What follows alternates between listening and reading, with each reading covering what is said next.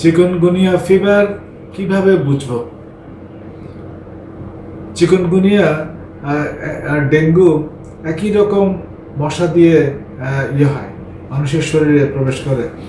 Aedes aegypti and albopictus. এটার সাথে ঐতিহাসিকভাবে 2005 সালে যে সারা বিশ্ব হয়েছিল, এই দেশ থেকে ওই দেশে ছড়িয়েছে মানুষের মুভমেন্টের সাথে, বিশেষ করে স্লেভ ট্রেড।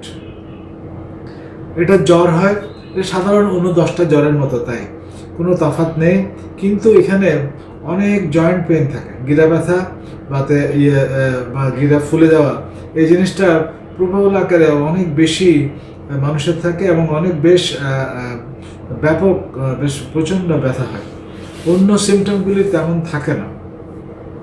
এখানে কিছুটা হাতে, পায়ে এবং জয়েন্টগুলিতে বেশি হয়, দুপাশে একই রকম হয়।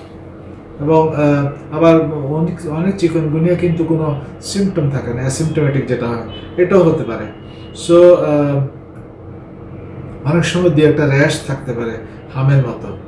সো মনে হয় যে একটা এই জয়েন্টে ব্যথার জন্য মনে হয় যে এটা একটা গিরার ব্যথার একটা অসুখ, রিউমাটয়েড আর্থ্রাইটিস, বড়দের, ছোটদের, লুপাস অ্যান্ড আদার্স অন্য অসুখগুলির মতো মনে হয়।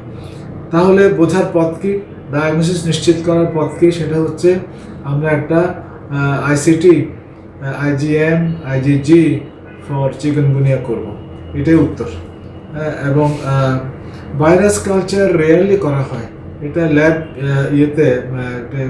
একাডেমিক পারপাসে করা হয়।